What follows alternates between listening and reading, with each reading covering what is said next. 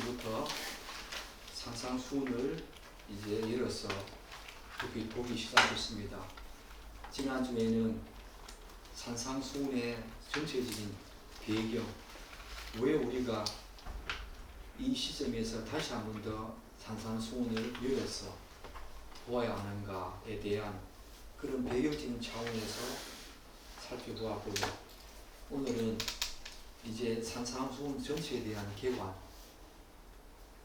이 산상수훈이 우리에게 참으로 의미 있는 내용으로 다가오기 위해서는 각각 한 구절 한 구절 나무를 보는 것도 너무 중요하지만 팔복과 그것과의 관계, 그 다음에 팔복이 이 다른 어떤 내용들과 어떤 위치, 그런 것들과 관련된 전체적인 괴관을 살펴보는 것은 나무 하나하나의 의미를 제대로 파악하고 이해하는데 결정적인 그런 어떤 잣대가 된다. 그런 의미에서 오늘은 팔복에 대한 괴관, 아니 산상수훈 전체에 대한 괴관을 한 번 더 열고 다음 주부터 이제 본격적으로 구절로 들어가서 살피고자 합니다.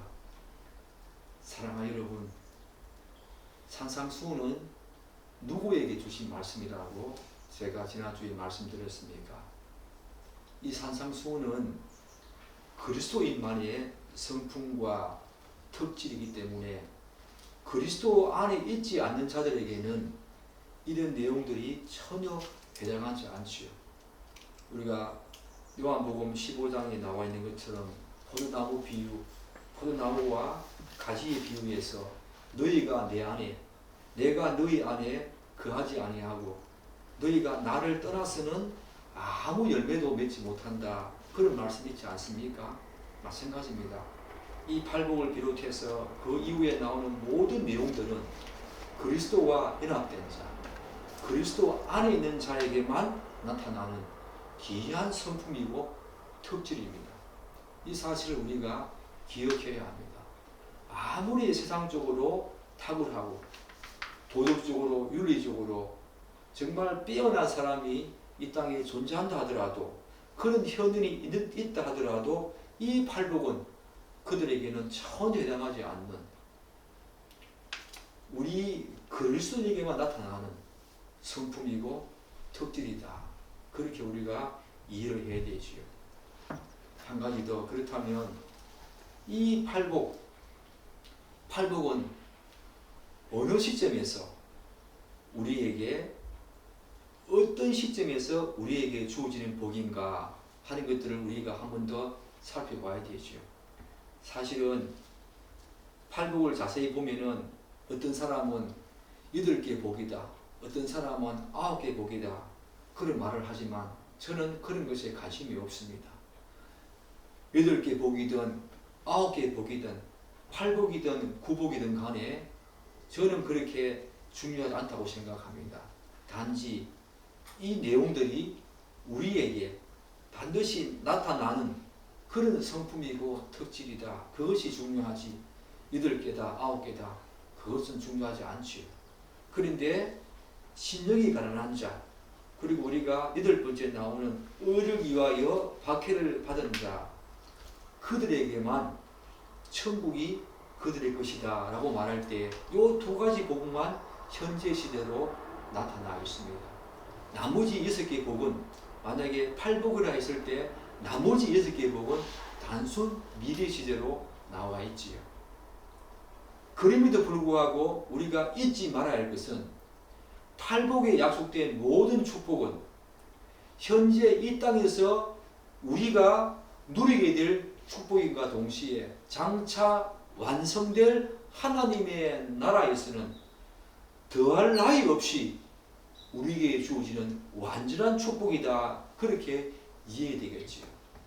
분명히 첫 번째 복과 마지막 복만 현재 시대로 그렇게 나와 있지만, 그리고 나머지 복들은 단순 미래 시제, 앞으로 있게 될 그런 축복으로 그려져 있음에도 불구하고 현재 시대로 그리고 미래에 이런 양면성을 갖고 있다. 그렇게 우리는 이해해야 됩니다. 예컨대 2번째 복으로 제시된 예통하는 자에게 있어지는 약속된 하나님의 이 위로가 완성될 하나님의 나라에서는 정말 더할 나위 없이 완전하고 풍성하게 우리가 누리게 될 그런 하나님의 의로 틀림없지만 이 땅에서도 이미 내통하는 모든 그리스도인들은 하나님이 반드시 위로해 주시지요. 현재 시대로 반드시 위로해 주시지 않습니까? 우리가 하나님의 나라 그럴 때에 이미 이 땅 위에 이미 not yet, already not yet 그렇게 이해하는 것처럼 오늘 너에게서 약속된 이 팔복에 약속된 모든 축복들은 현재 시대로 우리에게 반드시 누려져야 할 복이고 또한 장차 하나님의 나라에서는 더 풍성하게 더 풍요롭게 더할 나위 없이 하나님께서 우리에게 주신 복이다. 그렇게 이해되겠지요. 사랑하는 여러분, 여러분들은 이 산상수훈에 나와 있는 특별히 팔복에 나와 있는 그 축복들 여러분들은 현재적으로 누리고 있습니까? 천국의 그 놀라운 은혜 누리고 있습니까? 하나님의 위로 지금 받고 있습니까? 땅을 기업으로 주신다. 그 은혜가 여러분에게 있습니까? 그리고 의에 줄이고 멍하는 자에게 어떤 복이 주어진다고 합니까? 배부를 것이다. 그런 복, 그런 축복 여러분 누리고 있습니까? 현재 시대로 누려야 합니다. 그냥 기도해서 내 기도 들어주시는 하나님의 그 어떤 해결, 하나님이 단순히 문제 해결자로 그래서 내 문제를 해결해 주면 내가 복받았다, 내가 축복받았다 라고 하는 그 정도가 아니라 팔복에서 나오는 이 축복들, 팔복에 약속된 이 축복들이 진짜 복이지요. 이 복을 우리가 누려야 합니다. 그렇다면 이제 한 걸음 더 나아가서 산상설교에서 팔복이 차지하는 위치가 어디일까? 산상서훈에서 팔복이 어느 위치에 올까? 이 부분은 너무 중요하고 중요한 내용입니다. 산상수훈은 모든 기독교의 교리와 모든 서신서들의 가르침과 교훈을 해석하고 바라보는 하나의 대원칙입니다. 여러분이 팔복과 그 이후에 나오는 산상설교 내용을 충분히 이해하고 서신서를 한번 들어가 보십시오.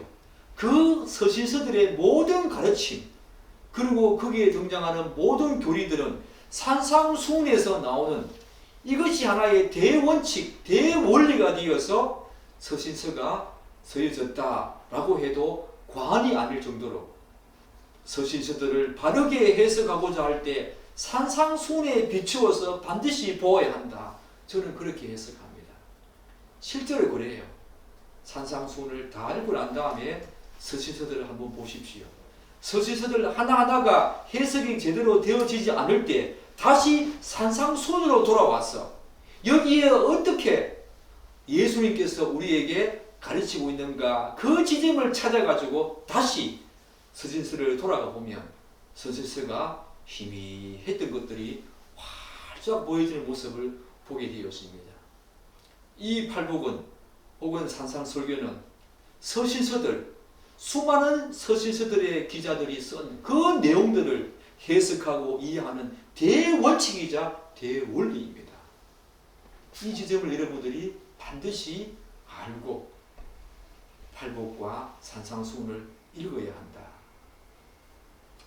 또한 산상설교에서 팔복은 이 산상설교 전체가 서신서들을 제대로 이해하고 해석하는 중요한 대원칙이라면 팔복은 그 뒤에 나오는 모든 내용들을 또한 제대로 이해하고 파악하기 위한 하나의 나침판이고 내비게이션이다. 그렇게 말씀드릴 수 있지요. 왜 그런가? 사랑하는 여러분, 팔복 이후에 나오는 8가지 이후에 나오는 모든 그리스도인의 신앙과 삶은 팔복에 근거해서 해석해야만 그 의미와 의도를 제대로 이해할 수가 있습니다. 그렇지 않고 하나하나 한 구절 한 구절 한 명령 하나하나를 따로 떼어서 독립적으로 그렇게 해석할 경우에는 예수님의 그 가르침과 교훈을 잘못 왜곡하거나 혹은 오해할 가능성이 너무하다는 것입니다. 그렇게 되었을 경우에 어떤 일이 발생하는가? 어떤 사람들은 이 팔복과 그 이후에 나오는 모든 그리스도인의 삶과 신앙의 모습을 단순히 율법적인 것으로 받아들여 가지고 바리새인과 서기관들처럼 외형적으로 기계적으로 이것을 지키고자 하거나 또는 특정 명령은 아예 지킬 수 없다는 것으로 단정 짓는 그런 사람들을 생산하게 되는 치명적인 결과를 낳게 됩니다. 사랑하는 여러분, 온유한 자가 아니면 원수를 사랑할 수 없지요. 뒤에 보면은 원수를 사랑하라, 너희 원수를 사랑하고 기도하라, 그렇게 나오지 않습니까? 왜요? 팔복의 온유한 자가 겸손한 자입니다. 하나님의 말씀을 따르는 겸손한 자, 온유한 자가 아니면 그 내용을 따를 수 없지요. 팔복의 근거에서 그 이후에 나오는 모든 그리스도인의 삶과 신앙을 해석해야만 제대로 해석할 수 있다. 그래서 이 팔복은 그 이후 나오는 모든 내용들을 지배하고 다스리고 규정짓는 하나의 내비게이션이다. 나침판이다. 여러분이 뒤에 나오는 특정 명령 하나하나가 제대로 해석되지 않을 때 다시 팔복으로 와야 합니다. 그 팔복의 그 내용들을 제대로 알고 나면 그 특정 명령 구절 하나가 새롭게 해석되어지고 이해가 된다는 것입니다. 그래서 예수님께서는 팔복을 산상수훈의 중간이나 혹은 뒤에 놓지 아니하시고 맨 처음으로 가르치고 있다. 저는 그렇게 해석합니다. 이러한 맥락에서 산상설교에서 팔복이 차지하는 위치는 대부분의 서신서에서 발견할 수 있는 그런 구조와 유사하다. 그렇게 이해할 수 있지요. 무슨 말입니까? 사랑하는 여러분, 우리 저녁에 로마서 말씀을 묵상하고 있지 않습니까? 로마서 말씀의 구조를 한번 보십시오. 우리가 지금 12장 하고 있는데 로마서 구조를 보면 1장부터 11장까지가 뭡니까? 바로 교리적인 부분을 다루고 있는 직설법 아닙니까? 그리고 12장 1절에 그러므로 하나님의 모든 자비하심으로 너희에게 권한다. 너희 몸을 하나님이 원하시는 거룩한 산제물로 드리라. 그것이 바로 너희가 드릴 영적 예배다 라고 하지요. 그러므로 그 이후에 나가는 모든 내용들은 앞에 있는 교리적인 부분들 직설법에 연결해서 그리스도인의 구체적인 실천적인 삶, 그런 삶으로 이어지는 명령법 아닙니까? 산상수훈 이 팔복이 그렇다는 것입니다. 12장 1절부터 16절까지가 바로 교리적인 부분이지요. 그 이후에 나오는 모든 것들은 바로 이 교리적인 부분에 근거해서 그리스도인의 실천적인 삶과 또한 관련된 명령법에 해당합니다. 팔복은 교리적인 부분에 해당한다는 겁니다. 뒤에 모든 팔복, 너희들은 이런 복을 이미 받은 사람이다. 그러므로라고 나오지 않지만 너희들은 이미 예수 안에서 그분과 연합된 모든 자들은 이미 이런 팔복을 받은 자들이다. 그러므로 너희들은 세상의 빛과 소금이다. 이렇게 지금 연결되어진다는 것입니다. 팔복은 어떤 위치에 있습니까? 바로 교리적인 부분에 해당하지. 직설법에 해당합니다. 그 다음에 나오는 모든 내용들은 이런 직설법, 교리적인 부분에 근거해서 나오게 되는 명령법이지요. 구체적인 실천 사례들을 나열하고 있는 그런 모습이다 라고 여러분들이 이해하시면 틀림없겠지요. 이런 관점에서 볼 때 팔복은 다시 한번 반복하지만 그 이후에 나오는 모든 내용들을 규정하는 기준이고 잣대다. 그렇게 볼 수 있겠지요. 그래서 팔복은 교리적인 부분인 직설법에 해당하고 그 이후에 나오는 모든 내용들은 이 팔복에 근거해서 구체적으로 어떻게 살아야 하는가에 대한 명령법에 해당한다. 여러분 그렇게 여겨지십니까? 저는 그렇게 여겨집니다. 이러한 사실은 헌터라는 교수가 초대 교회의 메시지는 언제나 신학적인 측면과 윤리적인 측면이라고 하는 두 측면을 갖고 있다. 그가 그렇게 말한 것과 일맥상통하지.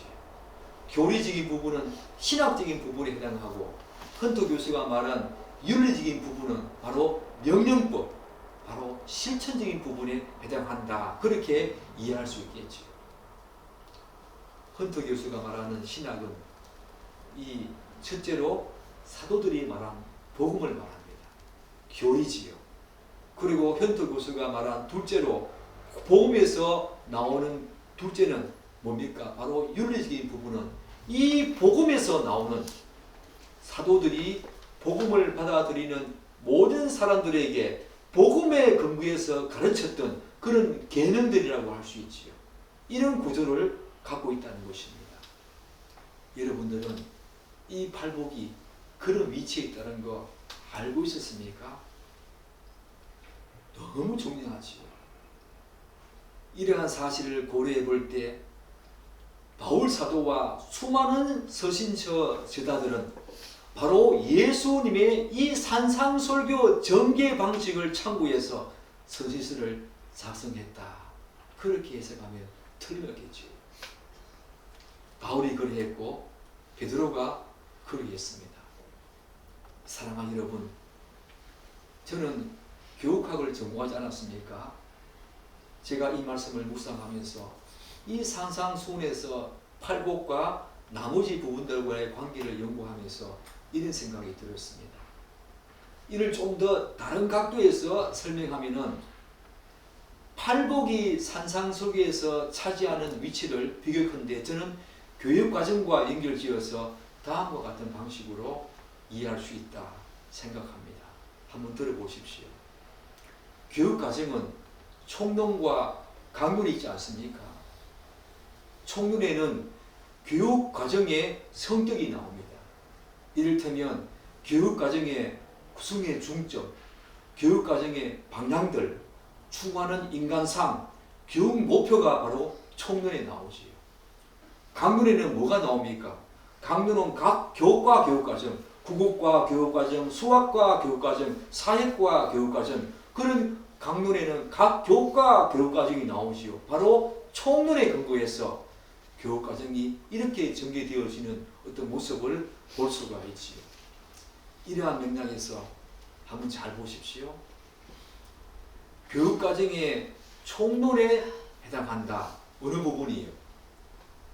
산상수훈 5장부터 7장까지를 이런 방식으로 한번 분류해보면 5장 3절에서부터 심령에 결혼한 자, 거기서부터 16절까지가 교육과정의 총론에 해당한다. 저는 그렇게 생각합니다. 좀 더 구체적으로 말씀드릴까요? 3절부터 12절까지가 바로 교육과정의 구성의 중점과 관련된 추구하는 인간상을 다루고 있지요. 팔복은 우리에게 하나님이 요구하시는 추구하는 성품과 특질, 인간상입니다. 바로 교육과정 총론 부분에 추구하는 인간상이 나오지 않습니까? 창의적인 사람, 2022 개정 교육과정에는 창의적인 사람, 자조적인 사람, 그런 추구하는 인간상이 나오는데 이것을 교육과정과 연결시켜보면 팔복은 하나님이 우리에게 요구하시는 추구하는 인간상이죠. 그리고 13절부터 16절까지 너희는 세상의 소금이다. 너희는 세상의 빛이다 라고 하면서 16절에 뭐라고 나옵니까? 16절 한번 보십시오. 이같이 너희 빛이 사람 안에 비치게 하여 그들로 너희 착한 행실을 보고 하늘에 계신 너희 아버지께 영광을 돌리게 하라. 이게 뭡니까? 바로 교육 목표에 해당하지. 하나님이 우리에게 요구하시는 목표입니다. 너희 착한 행실을 모든 사람에게 비추어서 하나님께 영광 돌리게 하는 것, 이것이 바로 교육과정의 총론에 비추어 보면 이게 바로 그 목표지요. 여기까지가 바로 교육과정의 총론이라는 것입니다. 그렇게 이해되십니까? 저는 교육학자로서 그렇게 바라보게 된다는 것입니다. 또한 나머지 부분 한번 보십시오. 이제 5장 17절부터 마지막 7장까지가 강론에 해당한다, 그렇게 볼 수 있는데, 곧 총론에 근거해서 수립된 각 교과 교육과정의 구체적인 내용들을 다루고 있다, 그렇게 생각합니다. 그런 의미에서 5장 17절부터 5장 마무리까지가 한 교과가 되고, 그 다음 6장 전체가 또한 한 교과가 되고, 7장 전체가 한 교과가 됩니다. 그러면 총 교과가 몇 개입니까? 3개의 교과가 있다는 것이요. 사랑하는 여러분, 이를 좀 더 깊게 한번 들어가 볼까요? 여러분이 이런 관점에서 보면 이 팔복과 그 이후에 나오는 내용들이 너무 신기하고 오묘합니다. 이를테면 5장 17절에서 7장 마지막까지는 크게 3개의 교과를 다루고 있다, 그렇게 해석할 수 있는데, 먼저 첫 번째 교과는 5장 17절부터 5장 마지막까지 뭐에 관한 내용입니까? 하나님의 율법과 의와 관련된 교과, 그렇게 명명할 수 있겠지요. 이해되십니까? 이 교과에는 교과목이 있지요. 교과 다음에 교과목이 나옵니다. 어떤 교과목이 나옵니까? 6개의 교과목이 나옵니다. 뭐가요? 노하지 말라, 간음하지 말라, 맹세하지 말라, 악한 자를 대적하지 말라, 원수를 사랑하라, 그런 교과목이 나온다는 것입니다. 하나님의 율법과 의에 관한 교과가 나오는데, 그 교과 안에 이제 하나하나 구체적으로 간음하지 말라, 노하지 말라 등등 이런 6개의 교과목이 나온다는 것입니다. 사랑하는 여러분, 신기하지 않습니까? 17절에서 예수님께서는 자신이 이 땅에 오신 이유는 율법이나 선지자를 폐하기 위함이 아니라 완전하게 하기 위해서 오셨다라고 말하고 있지요. 그래서 저는 이 교과를 예수님의 오심과 율법과의 관계, 그렇게 저는 생각합니다. 이 교과를 5장 17절부터 5장 전체를 다스리는 교과목이 뭐냐? 교과가 뭐냐? 예수님의 오심과 율법과의 관계를 다루고 있는 그런 교과다. 그리고 그 이후에 간음하지 말라, 그런 것들은 하나하나의 교과목이 되겠죠. 사회 교과 안에 뭐가 있습니까? 정치 교과목이 있습니다. 경제 교과목이 있지요. 사회 교과 안에 그런 교과목이 있듯이 예수님의 오심과 율법과의 관계, 그 교과 안에 이런 6개의 교과목이 있다는 것입니다. 그렇게 이해하면 틀림없습니다. 이러한 차원에서 예수님께서는 그리스도인의 의가 바리새인 그리고 서기관들보다 더 낫지 아니하면 천국에 못 들어간다, 그렇게 말하고 있는 것입니다. 이 교과가 그렇게 중요합니다. 예수님의 오심과 의의 관계, 그것들을 구체적으로 6개의 교과목으로 설명하면서 구체적으로 너희는 그렇게 예전부터 들어왔지만 나는 다시 이렇게 해석하면서 예수님께서 우리에게 자세하게 그렇게 말씀하고 있는 부분, 나중에 우리가 한 구절 한 구절 살피겠지만 너무 위대한 예수님의 교훈이지요. 사랑하는 여러분, 예수님의 이 말씀이 뭘 함의합니까? 즉 예수님께서는 그리스도인들의 의가 바리새인과 또한 서기관들의 의보다 더 낫지 아니하면 천국에 못 들어간다, 그렇게 말하고 있지 않습니까? 예수님의 그 오심과 의의 관계, 그 교과를 다루면서 예수님께서는 우리에게 어떤 비교를 하고 있습니까? 너희들의 의가 바리새인과 서기관들보다 더 낫지 아니하면 결코 천국 못 들어간다. 이 말이 무슨 의미입니까? 바리새인들과 서기관들은 하나님의 율법을 어떻게 여겼습니까?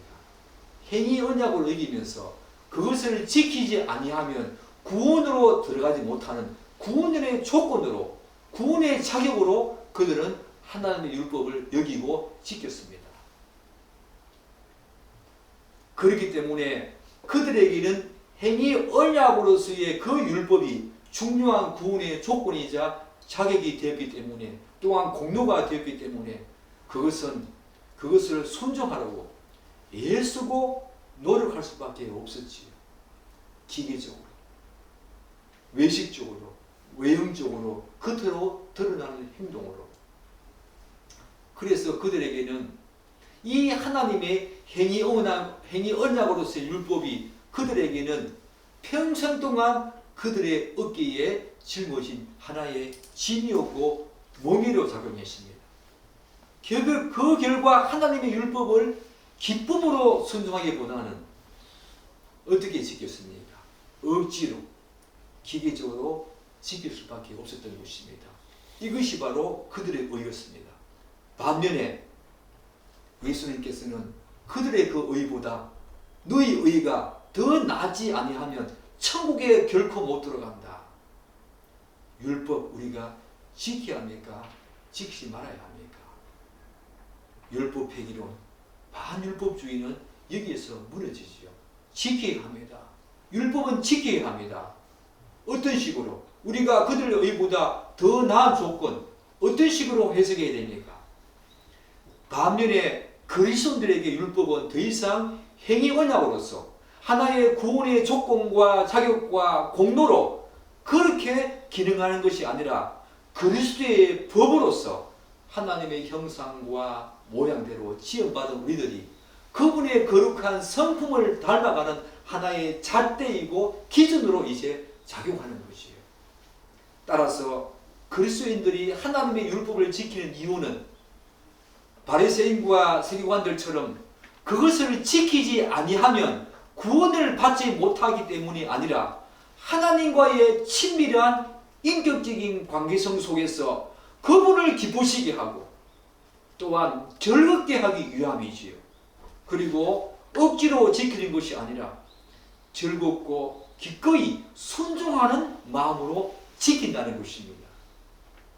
반드시 지킨다는 것입니다. 이러한 맥락에서 그리스도인들에게 율법이 주는 부담이 있다면 그것은 지키지 못함으로 말미암아 구원을 받지 못한다, 그런 것이 아니라 오히려 자신이 사랑하는 하나님의 마음을 아프게 할까봐, 하나님의 마음을 상하게 할까봐, 하나님의 영광을 가릴까봐 그것이 두려워서 율법을 지킨다는 것입니다. 사랑하는 여러분, 바리새인들과 서기관들이 율법을 바라보는 관점과 이제 구원받은 우리들이 율법을 바라보는 관점 어떻게 차이 나는지 아시겠습니까?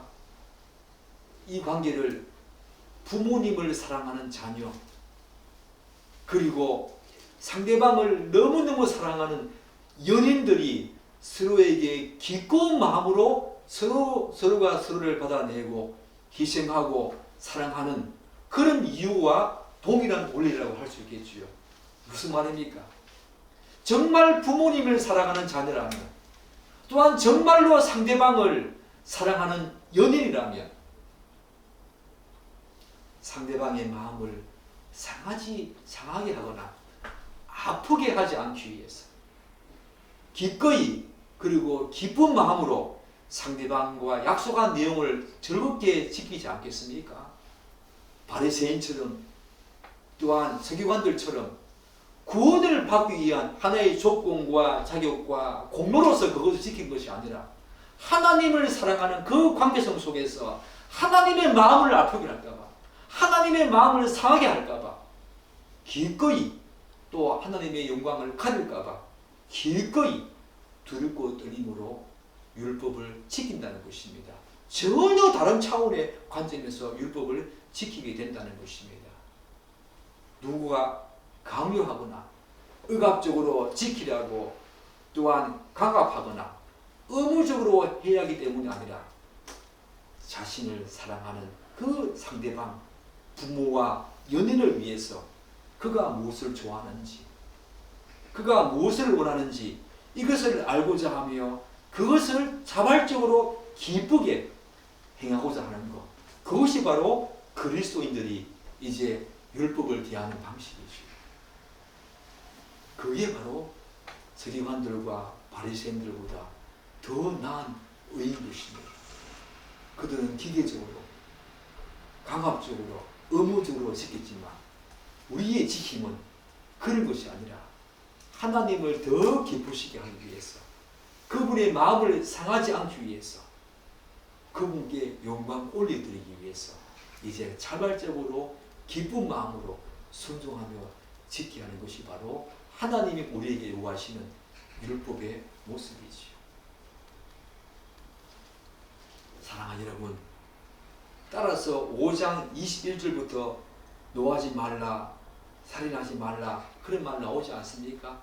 5장 21절부터 5장 전체 내용까지, 즉 노함의 문제, 간음의 문제, 맹세의 문제, 약한 자를 대적하는 문제, 원수를 사랑하는 문제는 더 이상 바리새인들과 서기관들의 관점에서 바라보는 행위 언약으로서의 율법이 아니라 이제 그리스도의 법으로서의 관점에서 그리스도인들이 어떻게 하나님의 율법을 지켜야 하는가를 말해주는 구체적인 사례다, 구체적인 사례들이다 라고 우리가 이야기할 수 있겠지요.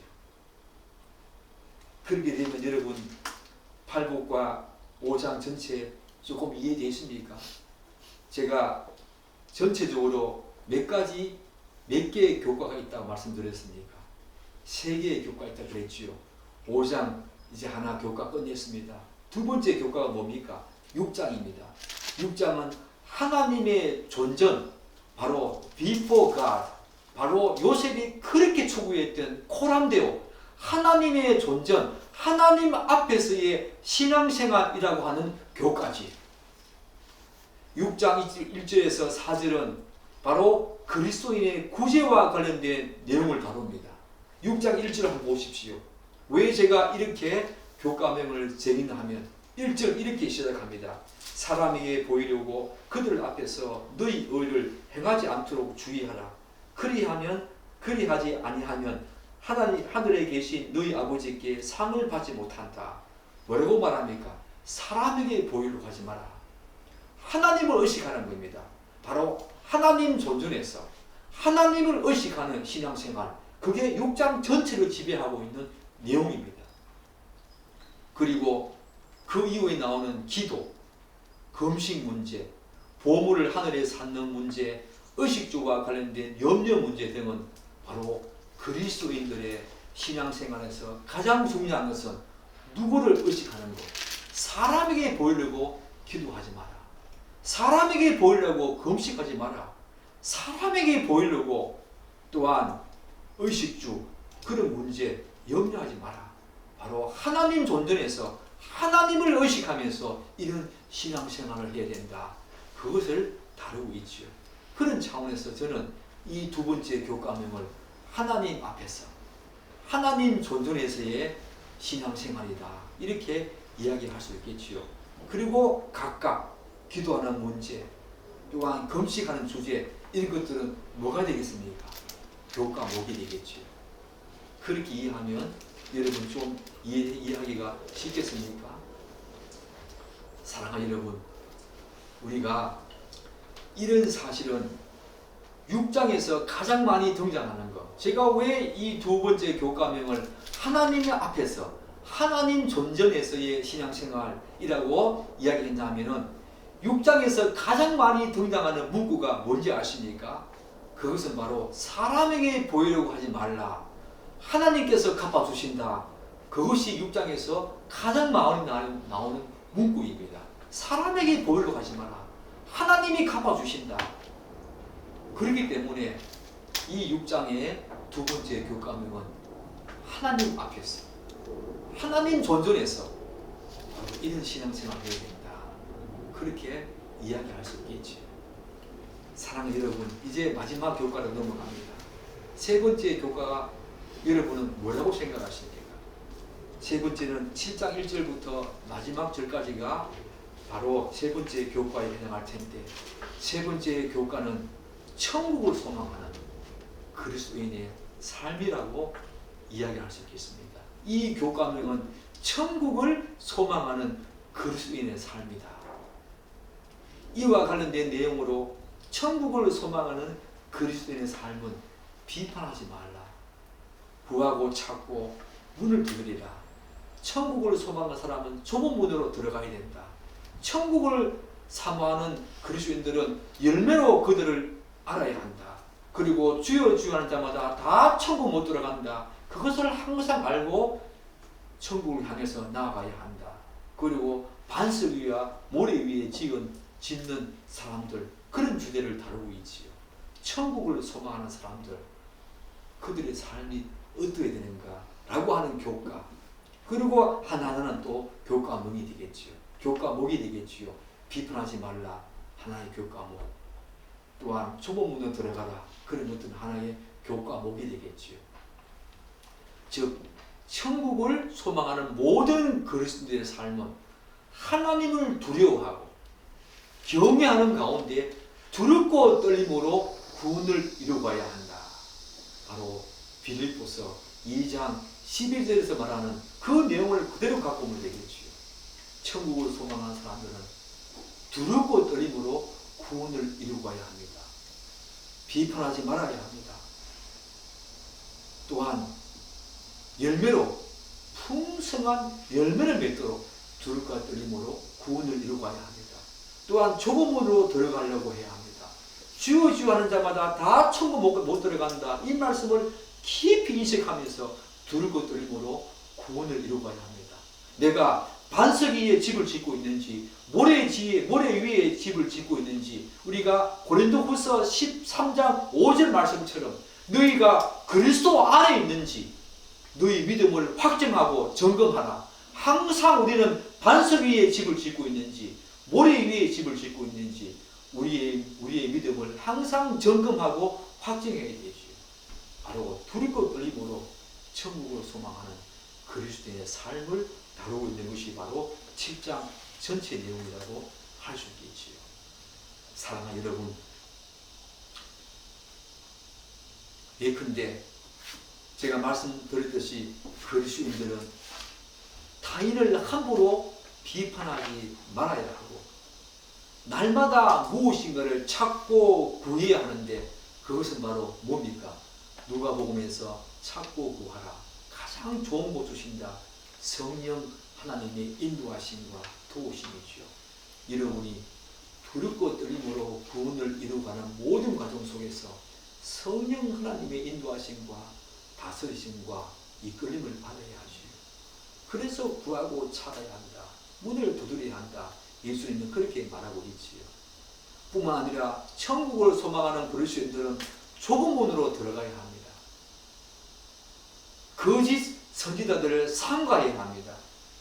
또한 어리석게도 자신이 행한 어떠한 행동, 어떠한 종교적인 행위와 신앙생활로 나는 구원받았어, 구원을 확신하는 자기 교만과 자기 기만에 빠지지 않고 오로지 철저히 예수님께서 마태복음 16장에서 말씀하신 것처럼 나를 따르려거든 자기를 부인하고 자기 십자가 지고 따르라 하신 것처럼 항상 자기 부인, 자기 스스로를 내려놓고 자기 부인을 하는 모습으로 하나님의 뜻대로 행하는 삶을 살아야 한다. 그렇게 예수님께서는 우리에게 각각의 교과목을 통해서 말씀하고 있지. 사랑하는 여러분, 전체 팔복과 그 이후에 나오는 모든 내용들 잘 이해되십니까? 교육학자로서 저는 이런 내용들을 교육학적인 관점에서 바라보니까 너무 신기하고 딱 들어맞다 그런 생각이 들었습니다. 마지막으로 이제 팔복 상호간, 다시 팔복으로 들어와서 팔복 상호간 하나하나 복들과의 관계와 성격에 대해서 마무리 개관하고 마치겠습니다. 이 팔복을 다양하게 분류하는 그런 노력들이 계속 있어 왔습니다. 제가 7, 8권의 책을 계속 참고하면서 읽는데 수많은 사람들이 이 팔복을 다양한 시도로 분류하려고 노력을 해왔습니다. 그리고 그러한 그들의 노력은 절대로 인위적으로 시도한 것이 아니었습니다. 뭔가 나름의 기준과 잣대를 가지고 분류하는 노력들을 해왔습니다.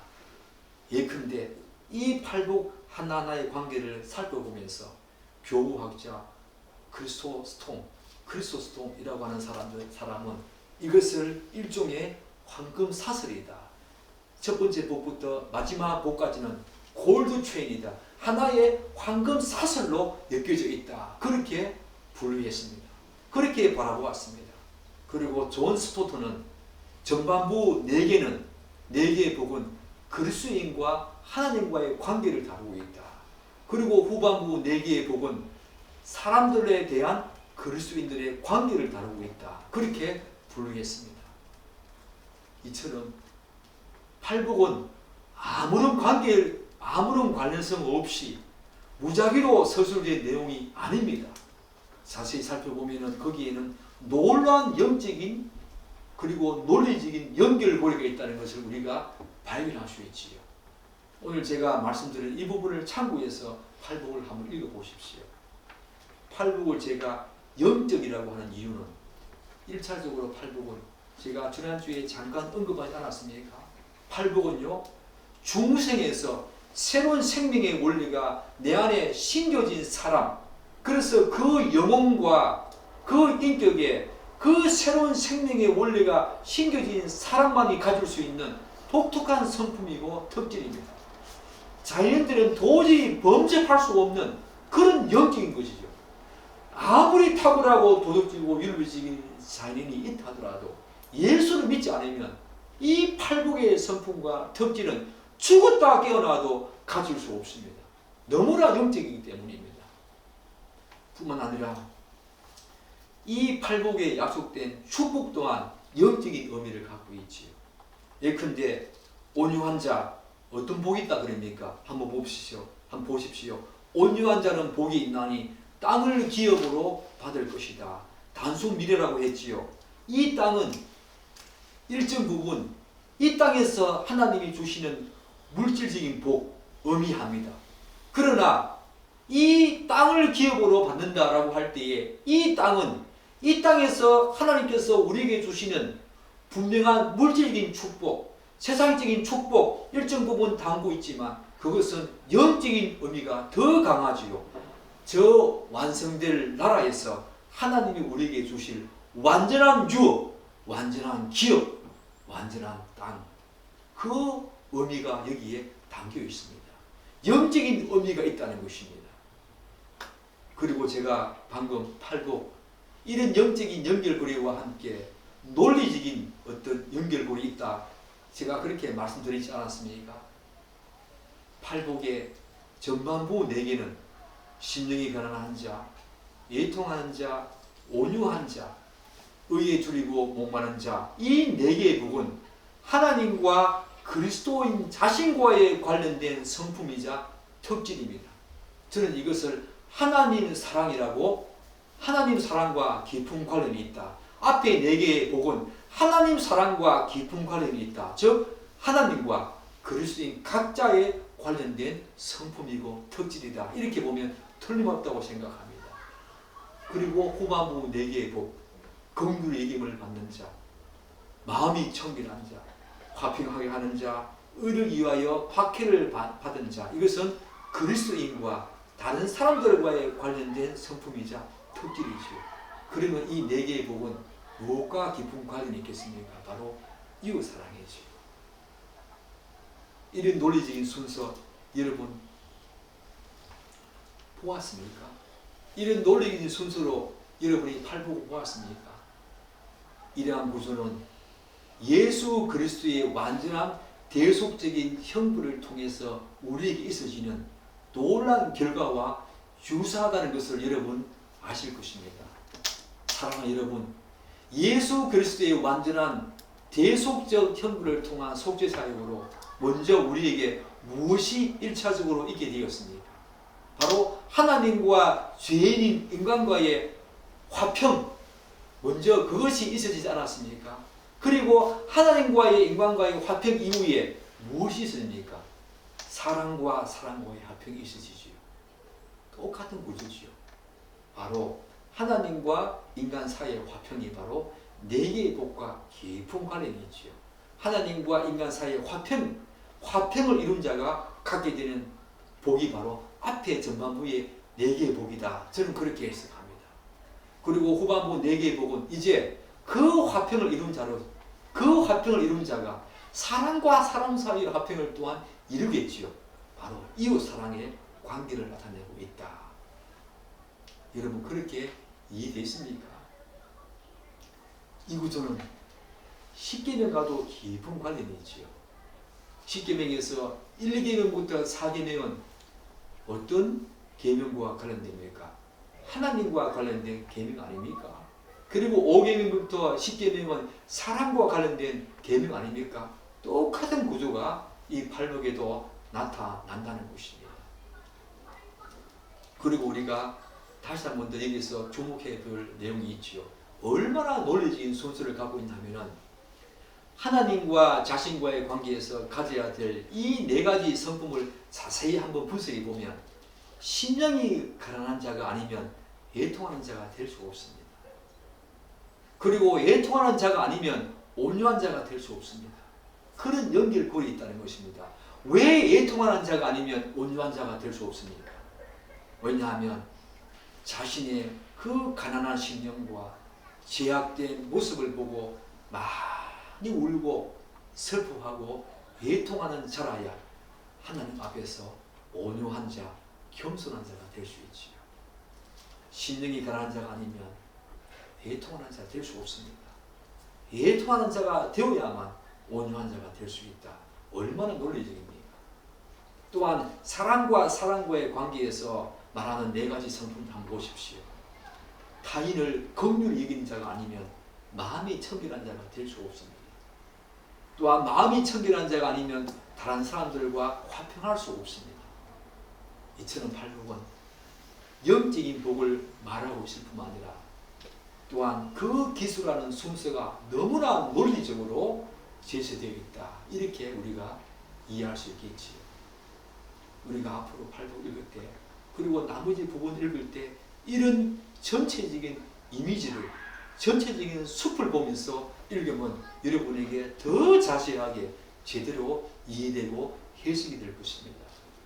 사랑하는 여러분, 그런데 마지막으로 우리가 이 팔복을 이해할 때 절대로 놓치지 말아야 할 하나 중요한 사실이 있습니다.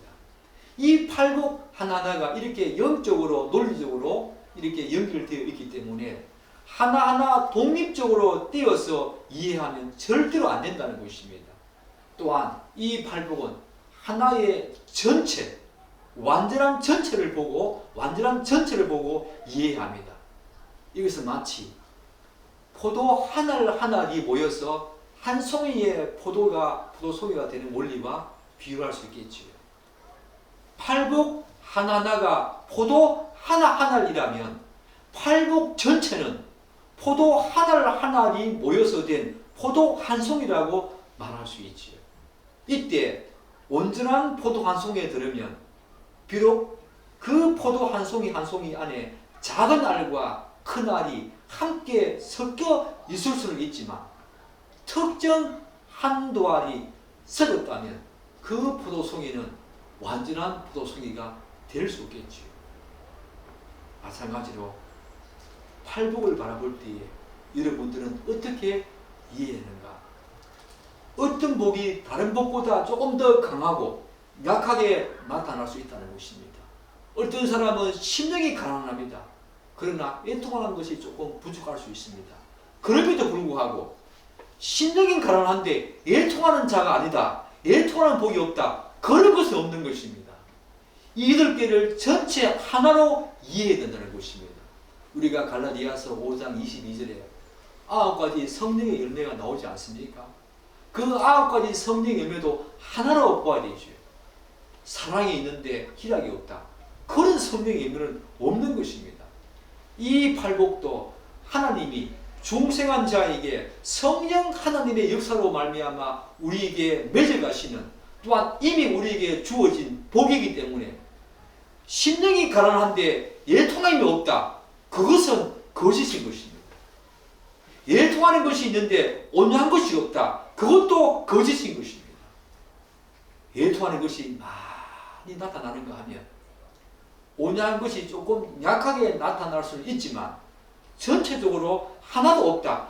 한 가지 한 가지가 없다라고 한다면 그것은 거짓입니다. 사랑과 희락과 화평, 오래 참음, 자비와 양성과 충성과 온유와 절제, 이런 9가지 열매가 조금씩 부족하거나 더 강하게 나타날 수 있는 것처럼 이 팔복의 성품도 심령이 가난한데 애통하는 것이 없다. 그것은 절대로 있을 수가 없다는 것입니다. 그런 측면에서 여러분은 심령이 가난한 자 맞습니까? 그리고 동시에 애통하는 자의 모습 갖고 있습니까? 여러분들이 이 팔복을 이해할 때 그렇게 바라보아야 합니다. 여러분이 팔복과 그 이후의 모든 내용들을 읽을 때에, 먼저 팔복을 읽을 때에 나에게 심령이 가난한 것이 있는가? 나에게 애통함이 있는가? 나에게 온유함이 있는가? 나에게 청결함이 있는가? 나에게 이 의를 향하고자 하는 목마름이 있는가? 다 살펴보아야 합니다. 그것이 여러분에게 특별하게 더 강하게 두드러지게 나타나는 그런 성품도 있겠지만 어떤 특정한 성품이 없다라고 하는 것은 여러분은 아직까지 중생한 자가 아닌 것입니다. 새로운 생명의 원리가 여러분 안에 심어져서 여러분의 영혼의 기능과 인격의 기능을 방향짓고 또한 그런 경향 속으로 나아가게 하는 그런 것들이 아직까지 없는 것입니다. 하나님을 모르는 것이에요. 중생한 자가 아니고 회심한 자가 아니지요. 반드시 중생하고 회심한 자들은 팔복이 다 나타난다는 것입니다. 여러분의 고귀한 성품으로, 고귀한 특질로, 순수적으로, 논리적으로, 영적으로. 사랑하는 여러분, 이제 다음 주부터 심령이 가난한 자 한 구절 한 구절 살필 텐데 이런 전체적인 이미지, 개관을 가지고 일주일 동안 한번 바라보십시오. 얼마나 우리에게 큰 위로가 또한 큰 능력으로 또한 큰 복으로 다가오는지, 이런 식의 괴관들은 여러분에게 이런 내용들을 이해하는 데 큰 도움이 되리라고 생각합니다. 일주일 동안 산상순 또한 팔복 많이 묵상하시면서 여러분에게 주는 이 위대한 복이 여러분에게 있는지 돌아보는 시간 되기를 간절히 축복하고 또한 기대합니다. 아멘. 기도하겠습니다.